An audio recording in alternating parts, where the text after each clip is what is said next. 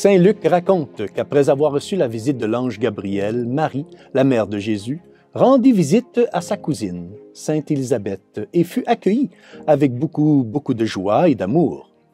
Marie, frères et sœurs, nous visite aussi mystiquement dans notre cœur chaque jour, et surtout pendant le temps de l'Avent. Mais comment devons-nous la recevoir? Au nom du Père, et du Fils et du Saint-Esprit. Amen. Chers frères et sœurs, Salve Maria, et bienvenue au commentaire de l'Évangile de ce dimanche. À l'approche de Noël, toutes les lectures de ce dimanche sont tirées des récits de l'enfance de l'Évangile de Saint Luc. Saint Luc est l'évangéliste marial qui nous donne les quelques précieux détails, que nous possédons sur la vie de la Vierge Marie. L'une des choses qui nous frappe toujours, nous catholiques qui aimons la Vierge Marie, c'est de voir comment la Bible parle si peu d'elle.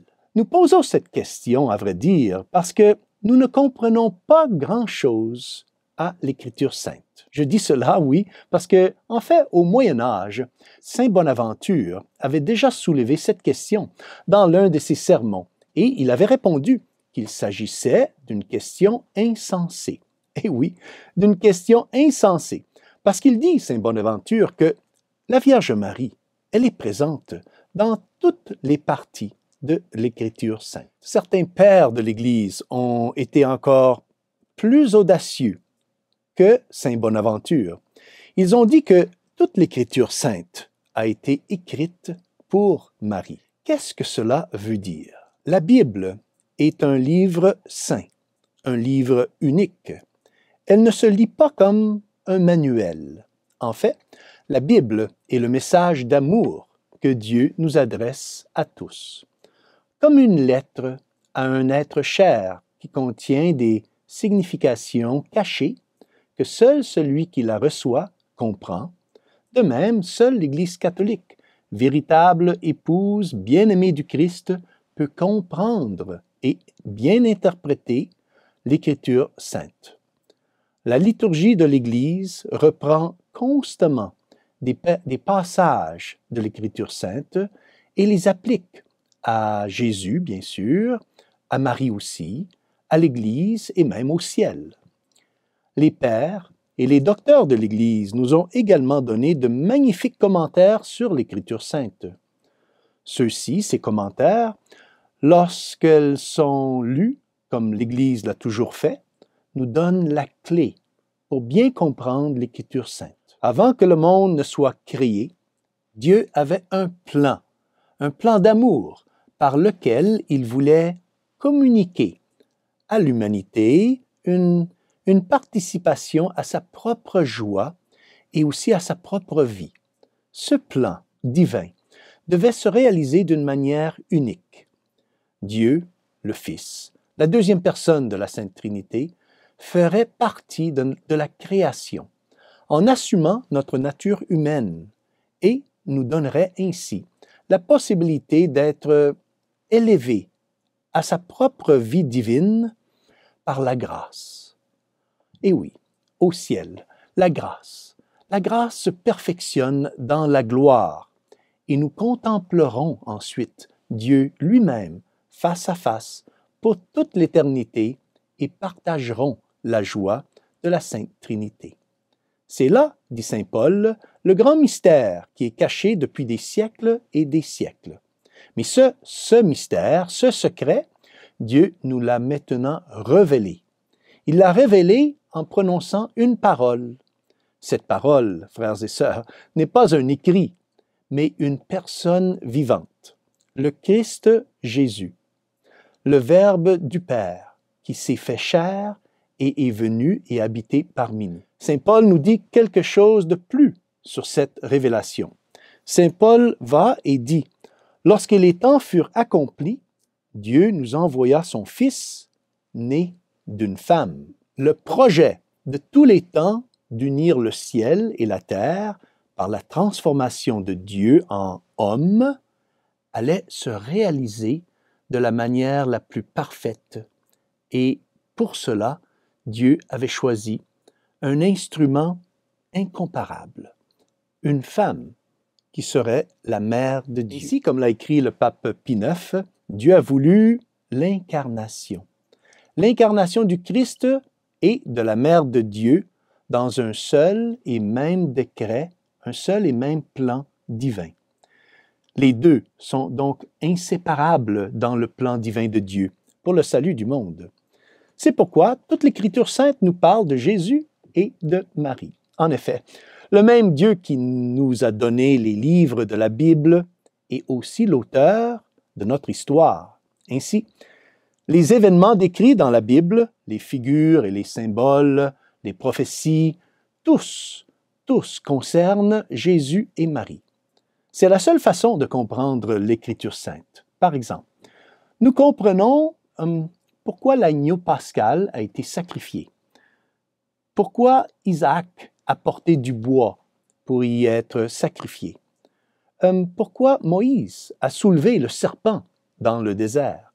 Nous comprenons tout cela uniquement en contemplant notre Seigneur, le véritable agneau de Dieu, sur le bois de la croix.